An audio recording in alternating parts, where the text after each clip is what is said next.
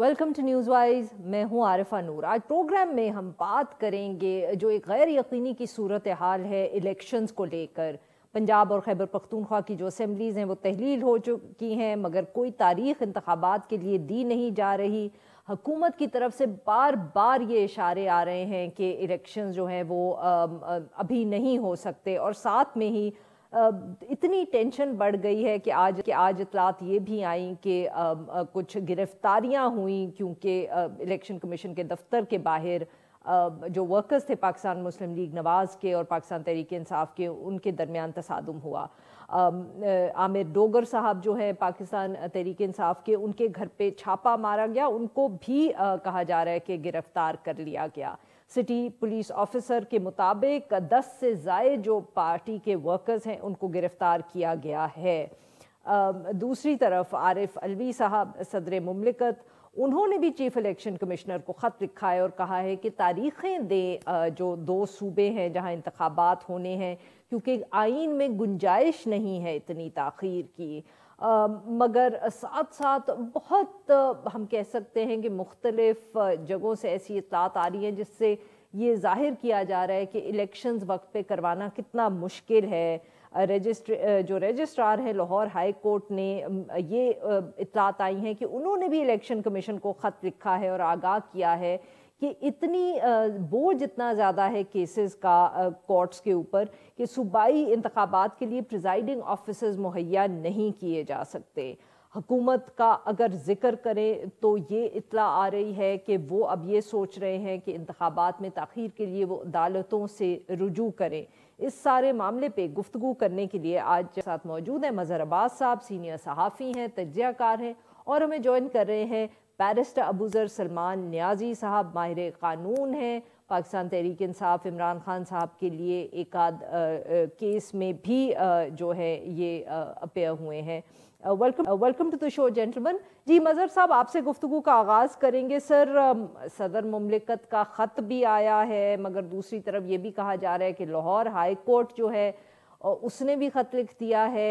कुछ security situation के हवाले से बात हो रही है, तो कभी जिक्र किया जाता है कि फंड्स काफ़ी नहीं है। सर, आपको लगता है कि हुकूमत ने फैसला कर लिया है कि इलेक्शंस जो है उनको डिले करना है?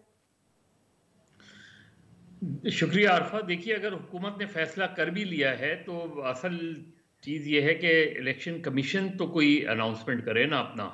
इलेक्शन कमीशन क्यों कन्फ्यूजन का शिकार है? ये बात ठीक है कि प्रोविंशियल गवर्नमेंट ने अपनी कंसर्न शो किए हैं, ख़ासतौर पे खैबर पख्तूनख्वा की गवर्नमेंट ने, लेकिन ये सारी कंसर्न जो है वो उसका अगर हम पूरा एक जायज़ा लें तो नज़र ये आ रहा है कि पीडीएम की गवर्नमेंट जो है वो इलेक्शंस डिले कराना चाहती है। और इलेक्शन डिले से मुराद ये है कि वो ये चाहते हैं कि अगस्त में ही सारी असेंबलियां डिसॉल्व हों और अक्टूबर में इलेक्शंस हों। अब ऐन मुमकिन है कि जो सिचुएशन बन रही है, कहीं ये थिंकिंग भी कहीं पाई जा रही है कि इलेक्शन 1 साल के लिए पोस्टपोन करा दी जाए। अब अगर ये सारा सिनेरियो बनता है तो फिर तो बहुत ज़्यादा पॉलिटिकल केओस होगा। असल चीज़ जो ख़राबी आ रही है वो ये कि गवर्नमेंट एक नेगोशिएशंस नहीं शुरू कर रही कि नेगोशिएशंस इनवाइट करे, फॉर्मली इनवाइट करे ऑन इलेक्शंस इशू, कि इलेक्शन के इशू पे आएँ, बैठ के कुछ महीने ये कम कर लें, कुछ ये आगे चले जाएं। लेकिन कोई एक गवर्नमेंट्स और अपोजिशन बैठेगी तो कोई वे आउट निकलेगा। अभी तो एक कॉन्फ्रंटेशन वाली सिचुएशन लग रही है। ऑपोजिशन जो है मजहर वो साहब, माफ अपना करिएगा, दबाव आपकी बात यहाँ काट रही हूँ, बट सर मसला तो ये है कि हुकूमत तो कई दफे ऐसे इशारे देती है कि लगता है कि वो तो अक्टूबर में भी इंतखाबात नहीं करवाना चाह रहे, तो फिर वो कैसे मुज़ाकरात कर सकते हैं पाकिस्तान तहरीक इंसाफ से? क्योंकि जैसे आपने कहा कि गिव एंड टेक करना पड़ेगा, फिर कुछ महीने पीछे करने पड़ेंगे। मैं यही बात कह रहा हूँ ना कि उनका तो अपनी जगह है, लेकिन अगर देखिए इस वक्त तो एक तलवार जो लटक रही है वो डिफॉल्ट की तलवार लटक रही है। अगर आप डिफॉल्ट कर गए तो ये सब धरा रह जाएगा, ये सारा निज़ाम धरा रह जाएगा, ये सारा निज़ाम धड़म से गिर जाएगा अगर आप डिफ़ॉल्ट कर गए। और सिचुएशन बिल्कुल भी जो आईएमएफ वगैरह की जो ख़बरें आ रही हैं वो बिल्कुल भी अच्छी ख़बरें नहीं आ रही। मैं कोई इकोनॉमिस्ट नहीं हूँ, लेकिन जिन सही। दोस्तों से बात होती है वो नज़र ही आ रहा है कि सिचुएशन, अब ऐसी सिचुएशन में अल्टीमेट जो जो गवर्नमेंट तो लूज़र होगी, वो हर सूरत में लूज़र होगी, आप इलेक्शन कराएं ना कराएं।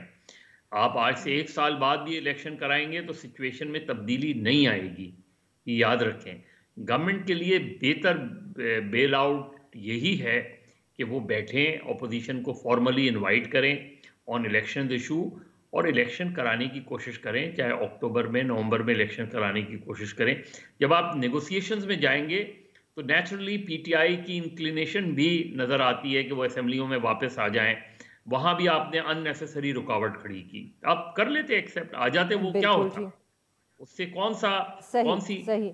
ये जो एटीट्यूड है, और जिस तरीके से गिरफ्तारियां, जिस तरीके से मुंह पे कपड़ा डाल के लाना, जिस तरीके से हथकड़ी लगा के पॉलिटिकल लीडर्स को पेश करना, ये किसी भी तरीके से एक डेमोक्रेटिक सेटअप की वो नहीं है। अब अगर आप इसकी मिसाल माजी में देंगे तो ठीक है, अगर पीटीआई के दौर में हुआ तो वो कौन सा अच्छा था, उस वक्त भी कंडेम किया जाता था। इस बिल्कुल वक्त ठीक सर। क्या आप टिट फॉर टैट करने बिल्कुल के सही। मूड में है? टिट फॉर टैट करेंगे हाँ तो ना उसे उसको अप्रिशिएट किया गया था, ना इसको अप्रिशिएट किया जाएगा।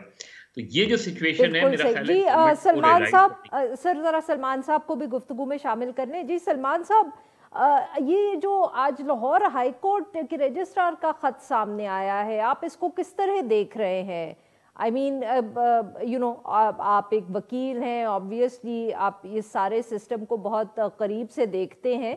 इस दफ़े ऐसा क्या हो गया कि रजिस्ट्रार की तरफ से ऐसा खत भी गया और यू नो खबर भी लीक हो गई कि बहुत ज़्यादा बोझ है, वो इलेक्शंस के लिए प्रिजाइडिंग ऑफिसर्स नहीं स्पेयर कर सकते?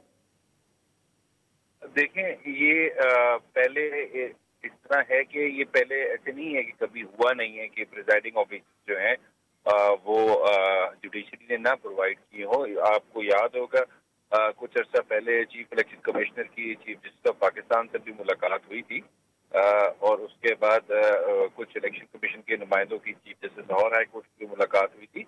ये फैसला रजिस्ट्रार को तो नहीं होता, जो रजिस्ट्रार एडमिनिस्ट्रेटिव हेड होता है तो आगे जो कम्युनिकेशन होती है सारी तो वही करता है, लेकिन it is the decision of the chief justice at the end of the day. तो ये 2013 में जो आपको याद हो आसिफ जरदारी साहब ने कहा था कि आरओ का इलेक्शन है, वो तब भी रिटर्निंग ऑफिसर जो थे वो सारे हमारे डिस्ट्रिक्ट एंड सेशन जजेस थे। देखें, ये तो अब वो पाबंद तो नहीं है करने के। आरओ तो कोई ब्यूरोक्रेट भी हो सकता है, एग्जीक्यूटिव डिपार्टमेंट का बंदा भी हो सकता है। This is choice of the judiciary whether they want to become part of the election process और not through appointment of ROs. ये अब इंडिपेंडेंट चॉइस है। रीजन देखें, उन्होंने जो रीजन दिए वैसे रीजन उस तरह तो ठीक है। देखें, बैकलॉग है, बहुत ज्यादा जुडिशरी पे बहुत प्रेशर है, और जो ये अभी हमारे चीफ जस्टिस साहब हैं उनका बहुत ज्यादा फोकस इस चीज पे है कि जो बैकलॉग है बहुत ज्यादा बढ़ा हुआ है हमारी अदालतों का, उसको हमने किसी तरह कम करना है। तो मेरे ख्याल से एक रीजन ये हो सकता है, और दूसरा रीजन ये भी हो सकता है कि देखें, election end of the day होता है तो कुछ लोग खुश होते हैं, कुछ लोग खुश नहीं होते हैं। सही, और हम मुतनाज़ा कोई भी हो सकता है। हम कुछ लोग परफेक्ट सिस्टम में तो हम और आप रहते नहीं है। यहाँ पे धांधली को कम्प्लीटली वाइप आउट करना तकरीबन इम्पॉसिबल है।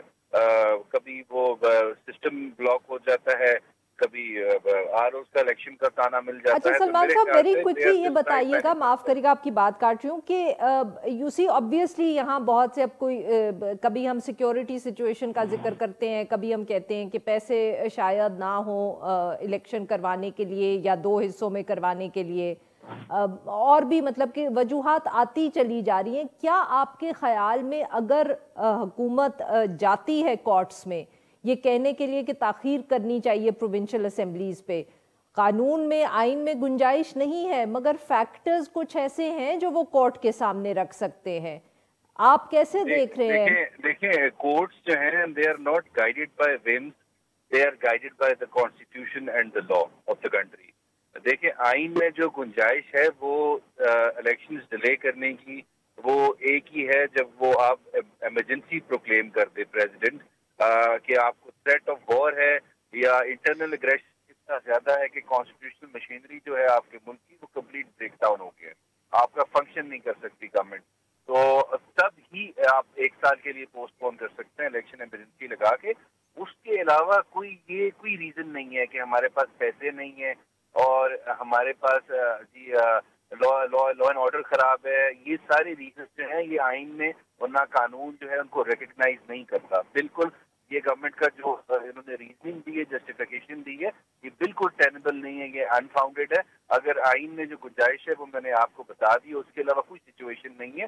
देखें, आप अगर अमेरिकन आपने हिस्ट्री पढ़ी हो, 1864 का जो इलेक्शन था, सलमान साहब, sorry if I may interrupt you here sir, देखे ना जैसे जब वो वोटिंग का इशू गया कोर्ट के अंदर, तो जो जजेस ने ये फैसला किया कि ना तो वो वोट काउंट होगा और डिस्क्वालिफिकेशन भी होगी, बहुत से लोगों ने तनकीद की कि ये तो आइन में इस तरह की कोई बात नहीं है। तो वहां भी तो थोड़ी बहुत तशरीह उन्होंने की ना सर, वैसी गुंजाइश है?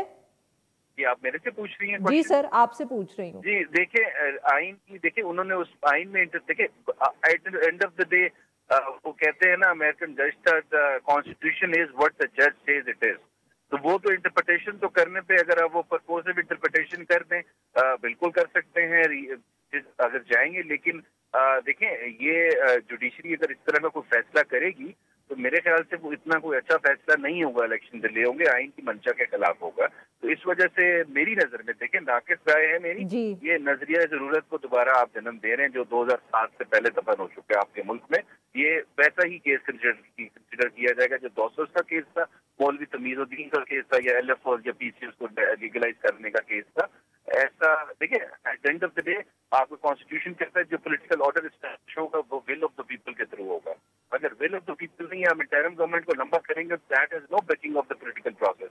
बिल्कुल इस वजह से knows this, they know that कि हमने नजरिया जरूरत को दफन किया है। और आई एम श्योर देखेंगे आज से 15-20 साल बाद जब हिस्ट्री विल जज द जजेस, तो वो फिर बड़ी न्यूट्रल होकर जज करती है हिस्ट्री। वो फिर बताएगी कि ये नजरिया जरूरत था कि नहीं था। अभी शायद लोग कुछ ना कहें, लेकिन बाद में ये चीजें सारी जज होती विद पैसेज ऑफ टाइम। बिल्कुल ठीक। जी नाज़रीन, यहाँ पे लेते हैं एक छोटा सा ब्रेक, से वापस आएंगे अपने मेहमानों से गुफ्तगू जारी रखेंगे। Stay with us. Welcome back नाज़रीन, हम गुफ्तगू करें मज़हर अब्बास साहब से और हम उनसे बात कर रहे हैं ये जो इलेक्शंस में ताख़ीर का जिक्र हो रहा है, ख़ास तौर पे जो 2 सूबाई असम्बलीज़ हैं खैबर पख्तूनख्वा और पंजाब की, उस हवाले से। मज़हर साहब, आपने सुनी सलमान साहब की गुफ्तगू, बहुत से लीगल एक्सपर्ट्स यही कहते हैं गुंजाइश नहीं है। पर सर, ऑब्वियसली एक ओवरऑल हमारे मुल्क की तारीख रही है कि बहुत सारी चीज़ें जिनकी गुंजाइश नहीं होती वो हो जाती है, और स्टेक होल्डर्स के मूड पे बहुत डिपेंड करता है। सर, ये जो आज फैसला आया है पाकिस्तान तहरीक इंसाफ के, जो बहुत सारे MNAs की इस्तीफ़े मंजूर हो गए थे, बाई इलेक्शंस कॉल हो गए थे, उस पर भी कोर्ट्स ने फैसला किया है, मुअत्तल कर दिया है उस फैसले को। आपके ख्याल में उससे आप कुछ समझ सकते हैं कि हमारे किस तरफ सियासत जा रही है? देखिए, हमारी जो अदालतों में बहुत पहले एक प्रपोज़ल आया था अदालतों के लिए, और मेरा ख्याल है कि उसकी रेजिस्टेंस भी अनफॉर्चुनेटली सुपीरियर कोर्ट्स की तरफ से ही आई थी। वो था कॉन्स्टिट्यूशनल कोर्ट के क़याम का। अगर मुल्क में कॉन्स्टिट्यूशनल कोर्ट्स होते तो ये जो अदलिया पे बैकलॉग है केसेस का, वो नहीं होता। क्योंकि इस वक्त हमें नज़र ये आता है कि हाई कोर्ट्स में और सुप्रीम कोर्ट में ज़्यादातर पॉलिटिकल केसेस ही डील किए जाते हैं। पॉलिटिकल पार्टीज़ का भी हमारा एक अलमिया है कि वो हर चीज़ अदालतों में ले जाती है, और अदालतें भी उनको जो है वो स्पीडी तरीके से चलाती हैं। उसकी वजह से जो आम मुकदमात हैं उनमें जो है तारीख पे तारीख पड़ती जाती है। तो मेरा ख्याल है इसको रीविज़िट करने की ज़रूरत है, और वो बाकायदा पूरा एक प्रपोज़ल मौजूद है कॉन्स्टिट्यूशनल कोर्ट का कि मरकज़ में भी और सूबाई सतह पे भी कॉन्स्टिट्यूशनल अदालतें होनी चाहिए। आज उन्होंने मुअत्तल किए हैं इस्तीफे, उसके बारे उसको आप किस तरह देख रहे हैं, कैसे इंटरप्रेट करेंगे उसको? देखिए, एक तो पीटीआई की अपनी पूरी पॉलिटिक्स इस हवाले से बहुत कन्फ्यूजन का शिकार है। मेरी समझ में नहीं आता, कभी आप कौमी असम्बली से इस्तीफ़ा देते हैं, फिर इस्तीफ़े वापस लेने की बात करते हैं, फिर डी नोटिफिकेशन, फिर नोटिफिकेशन। दूसरी तरफ गवर्नमेंट भी इसको इसी तरह इस्तेमाल कर रही है। अगर वो वापस आ रहे हैं, आने दें, वेलकम करें। एक पॉलिटिकल टेम्परेचर नीचे आएगा, असेंबली में आएंगे, उनका लीडर ऑफ द अपोजिशन आ जाएगा, उनसे आप बातचीत कर सकते हैं, बातचीत के दरवाजे खुल सकते हैं। तो हुकूमत भी ऐसा लगता है कि विंडिक्टिव हो रही है। ख़ासतौर पे PMLN का रवैया बहुत विंडिक्टिवनेस का नज़र आता है। PTI का जो की पॉलिसी, अब ये पंजाब और खैबर पख्तूनख्वा असेंबली तहलील करके आपने हासिल क्या किया? या तो एक एटमॉस्फेयर बन रहा होता ना नए इलेक्शन का, तो आप करते, आप उसमें जाते और अपने ही लिए एक प्रॉब्लम्स खड़ी कर दी, वो कर दी है। लेकिन गवर्नमेंट जो है वो हमेशा एक फलदार दरख्त के मानंद होती है। फलदार दरख्त झुकता है, वो अपने आप को रिट्रीट करता है। गवर्नमेंट के हमेशा एटीट्यूड्स इस तरह के होते हैं। ये लैंग्वेज नहीं होती, ये कभी सही भी सही। एक हुकूमत की और पॉलिटिकल लैंग्वेज नहीं होती कि तुम गिरफ्तार हो, मैं तुम्हें देखता हूं, तुम्हें कौन सी जेल में रखता हूं। जो जबान राना सनाउल्लाह साहब इस्तेमाल कर रहे हैं वो सियासी जबान नहीं है। वो कभी भी एक एक गवर्नमेंट की मिनिस्टर की जबान नहीं होती। जिस तरह की ये नहीं कि पीटीआई कोई बहुत अच्छी जबान इस्तेमाल करती है, उनके सर आपके वो ख्याल हामी में क्या जो पाकिस्तान तहरीक इंसाफ के पास कोई अब कार्ड्स रह गए हैं टू प्ले, या असेंबलियां तहलील करके जो आखिरी उनके पास लेवरेज था उन्होंने वो गंवा दिया है?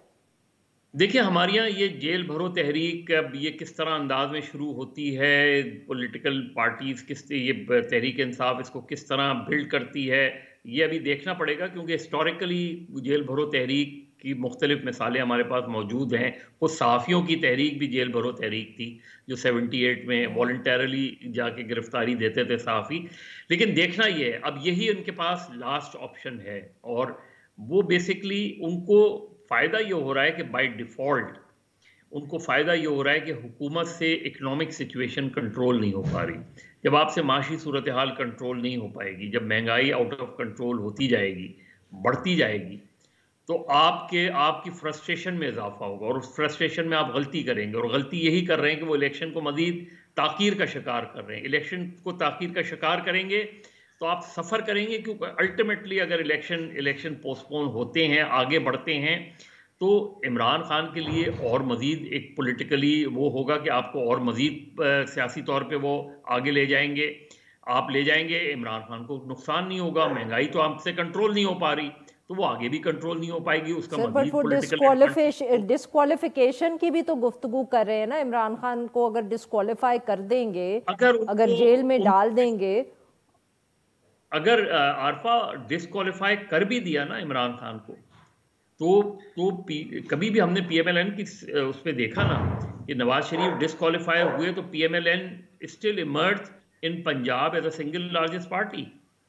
तो पीएमएलएन को नुकसान तो नहीं हो, बल्कि फायदा होता है। जब आप एक लीडर को इस तरह डिस्क्वालीफाई करते हैं तो इससे नुकसान नहीं होगा इमरान खान को। फिर तो वो जिसको कहेंगे उसको वोट पड़ जाएगा। फिर इमरान खान ही जो है वो लोग जो है वो आंखें बंद करके बल्ले को जाके वोट देना शुरू कर देंगे। हमने पीएमएलएन के केस में देखा, अगेंस्ट ऑल ऑड्स उन्होंने इलेक्शन लड़ा, तो वो कोई वाइप आउट तो नहीं हो गई पीएमएलएन। पंजाब में अगर ये कोलिशन नहीं बनती पीएमएलक्यू और जनूबी पंजाब महाज के साथ, तो पीटीआई तो गवर्नमेंट नहीं बनाने की पोजीशन पे थी, ना मरकज में गवर्नमेंट बनाने की पोजीशन में थी। तो इससे इन चीज़ों से सबक सीखना चाहिए हमें। आप इमरान खान को डिस्क्वालीफाई करके इमरान खान को पॉलिटिक्स से बाहर नहीं कर सकते। आप नवाज शरीफ को डिस्क्वालीफाई करके नवाज शरीफ को पॉलिटिक्स से बाहर नहीं कर सकते।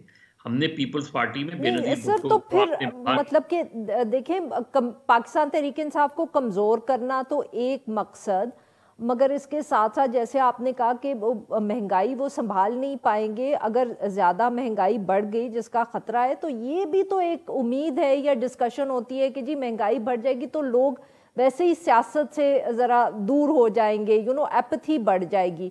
शायद ये कैलकुलेशन हो। नहीं तो उससे देखे ना आप, हमारी अनफॉर्चुनेटली विजनरी लीडर्स नहीं रहे। आप उससे हासिल क्या करेंगे? एक साल के लिए आप फर्ज करें इलेक्शन मुलतवी कर देते हैं, तो एक साल के लिए आप क्या करेंगे? आप क्या पाकिस्तान को राइट ट्रैक पे ले आएंगे? आप क्या पाकिस्तान को, अगर खुदा ना खास्ता, मैं तो कह रहा हूँ कि खुदा ना खास्ता अगर आप डिफ़ॉल्ट हो गए तो फिर तो ये सारा निज़ाम ही चला जाएगा। लेकिन अगर डिफ़ॉल्ट नहीं होते तब भी आईएमएफ की जो टफ़ कंडीशंस हैं, जो टफ़ कंडीशंस वो आप पे फोर्स करेंगे। देखिए दुनिया अब पैसे नहीं दे रही आपको।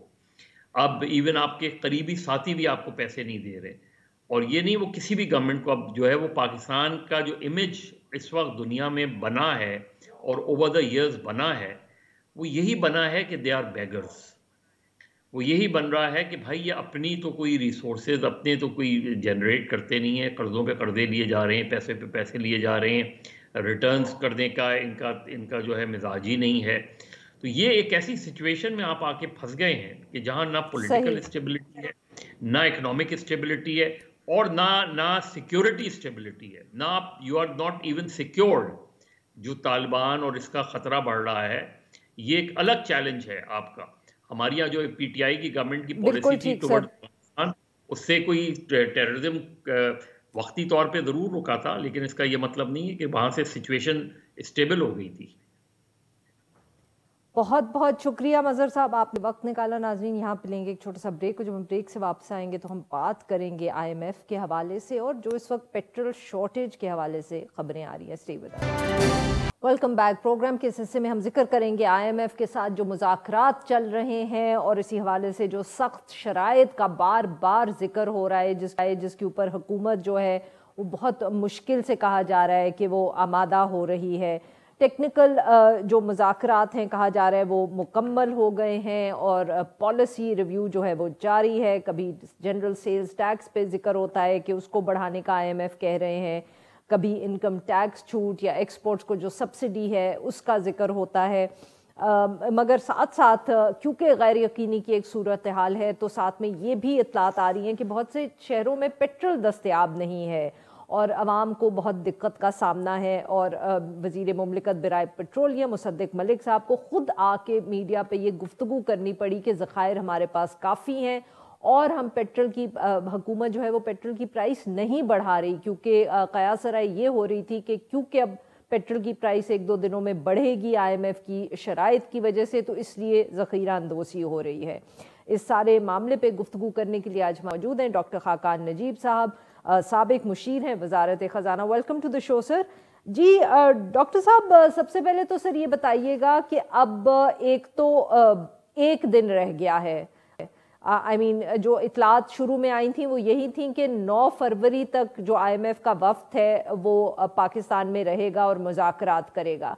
तो सर एक आध दिन पहले तक ये भी इतला आई थी कि अभी तो जो टेक्निकल रिव्यू है जिसमें नंबर्स पे गुफ्तगू करती है IMF और हुकूमत, वो भी मुकम्मल नहीं हुआ था और पॉलिसी रिव्यू जो है वो रहता था। तो बताएं कि अब एक दिन में क्या इस पे कोई प्रोग्रेस हुआ है या हम अभी नंबर्स में ही दोनों साइड्स फंसी हुई हैं? So, आरफा साहब, thank you for having me. Of course इस वक्त IMF जो है वो हमारे लिए कलीदी हैसियत रखता है। IMF stands between Pakistan solvency and Pakistan becoming insolvent with $3 billion in reserves. तो अब बात यह है कि हुआ यह है कि स्लिपेजेस बहुत ज्यादा हो गई हैं। अब स्लिपेजेस जितनी ज्यादा होती हैं उतनी ही कोर्स करेक्शन ज्यादा होती है। ये एक बिल्कुल क्लियर फिनोमेना है। स्लिपेजेस से क्या मतलब है, हम आपकी प्रोग्राम से बता देते हैं कि क्या 2000 अरब प्लस की स्लिपेज है ऑन दी मालियाती खसारा। इससे मतलब क्या है, आपका 1250 अरब का तो सिर्फ इंटरेस्ट पेमेंट बढ़ गई है जो IMF लेके चला था इन द लास्ट रिव्यू। इसके साथ साथ PDL आपको मालूम है कि कम हो गया है, 850 अरब नहीं होगा जिस पे हम चल रहे हैं। इसके साथ साथ प्रोविंसेस का 750 अरब नहीं होगा, कुछ टैक्स का शॉर्टफॉल है। सो जब हम इस सब को इकट्ठा करते हैं तो एक IMF का ये ख्याल है कि कोर्स करेक्शन बड़ी है जिसकी जरूरत है। प्राइमरी जो है, अगर हम ये 1200 निकाल भी दें इंटरेस्ट पेमेंट का जो बढ़ा है, सो अब प्राइमरी की हमने वो कह रहे हैं कि शायद 800-850 की करेक्शन है। पाकिस्तान कह रहा है कि शायद इसको कम किया जाए ताकि बोझ कम हो। सो ये एक मेजर कंसर्न है। पावर सेक्टर बहुत बड़ा कंसर्न है। पावर सेक्टर क्यों बड़ा कंसर्न है, उसकी वजह जो है वो आपके सामने है। पावर सेक्टर का जो स्लिपेज है वो 952 अरब रुपया है, जिसमें हुकूमत का ख्याल था कि एक बड़ा चंक जो है वो सब्सिडी से आएगा। IMF कह रहा है कि नहीं, आप इसको बहुत सा लेके जाइए टैरिफ में और कुछ सर्कुलर डेट में और कुछ बजट में। तो इस पे भी एक बात हो रही है। मंडे को हमारी टेक्निकल डिस्कशंस खत्म हो गई थी। आई थिंक वो थोड़ा सा डिले हुई है। ऐसा हो जाता है कई दफा, टेक्निकल नंबर्स जो हैं वो डिले से आ रहे होते हैं। उसका मतलब ये होता है कि जो नंबर्स उन्होंने मांगे वो सारे कंप्लीट नहीं हो, but they are now complete. और कुछ टेबल्स आई थिंक उन्होंने बना भी लिए हैं, वो पाकिस्तान से शेयर भी हो गए होंगे, so which is a good sign. अब कुछ चीजों पे डॉक्टर साहब माफ करिएगा, बट कुछ शिकायत इसकी भी सामने आ रही थी, कयासराई हो रही थी, शिकायत थी कि कुछ जो नंबर्स हुकूमत ने प्रोवाइड किए IMF ने उन पर यकीन नहीं किया। ये हमेशा होता है और उसकी वजह यह है कि जो भी रेसिपिएंट कंट्री है वो अमूमन डेवलप्ड वर्ल्ड की नहीं होती बल्कि डेवलपिंग वर्ल्ड की होती है। और आपको ये भी मालूम है कि डेवलपिंग वर्ल्ड में जो कॉम्पिटेंसी लेवल है, जो प्रोफेशनल लेवल है, जो टेक्निकल लेवल है, वो कम होता है। सामने आपके पास 10-11 PhD खवातीन और हजरात बैठे होते हैं जो पाकिस्तान पे ही सारा वक्त काम कर रहे होते हैं। सो बिल्कुल ऐसा होता है, और उनकी जो कि उन्होंने हर चीज को जो है देखना होता है, मतलब electricity sector, power sector, privatisation, physical sector, आपकी बजटरी, आपका मॉनेटरी, ऑब्वियसली एक बहुत डॉक्टर साहब, तो फिर ये बताएं कि अब बिल्कुल बहुत कॉम्प्लिकेटेड सिचुएशन है, तो सर अब हम ये समझें कि ये जो सारे इश्यूज थे कि जैसे बिजली की कीमत कितनी बढ़ानी है, गैस की कीमत कितनी बढ़ानी है, अब जो ब्यूरोक्रेट्स के एसेट्स जो है उनको पब्लिक करने का इशू है, ये सब क्या अब सेटल हो गए हैं या अभी भी इन इश्यूज के ऊपर के पाकिस्तानी हुकूमत ने करना क्या है आने वाले दिनों में, इस पे अभी बहस जारी है? देखिए, आई थिंक इस दफा बहुत कम मैन्यूवरेबिलिटी की स्पेस शायद मिली है हमें, इसलिए कि स्लिपेजेस ज्यादा थी, इसलिए कोर्स करेक्शन बड़ी आ रही है।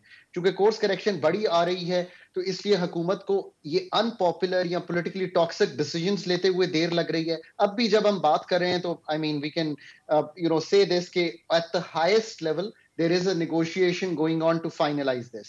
So let's hope कि कल तक हमें वो जो MEFP का डॉक्यूमेंट है ऐसी हालत में मिले जिसपे गुफ्तो शनीद जो है वो आखिर की तरफ जा सके। बिजली में एक मेजर चेंज आएगा, गैस में एक सर्कुलर डेट की एडजस्टमेंट आएगी, आप में कुछ FEDs, कुछ शुगरी ड्रिंक्स, कुछ शायद हमें 17 से 18% GST पे जाना पड़े, ये सारे चेंजेस आएंगे। फिर आपने सही कहा ब्यूरोक्रेट्स वाला, वो कुछ स्ट्रक्चरल बेंचमार्क्स आएंगे।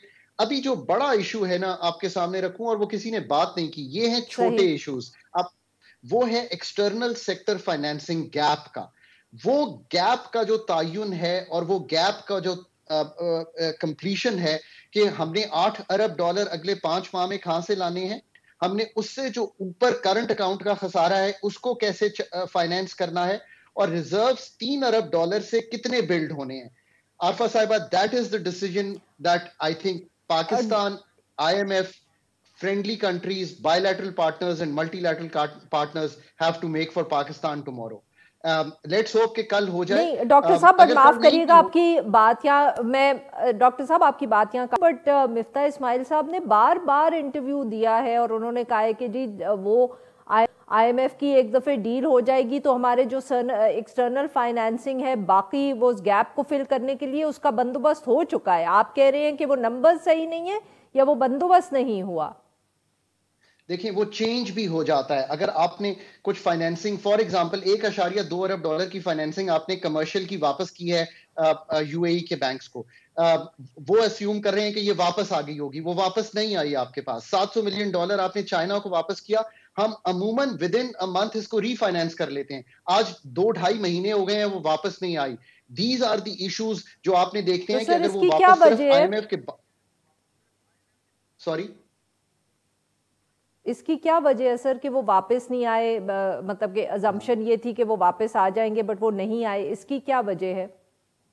इसकी कलीदी वजह वो है कि आपका अक्टूबर के एंड में 9th रिव्यू शुरू होना था और आपका आज हम खड़े हैं February 8 को और अभी तक IMF रिव्यू नहीं हुआ।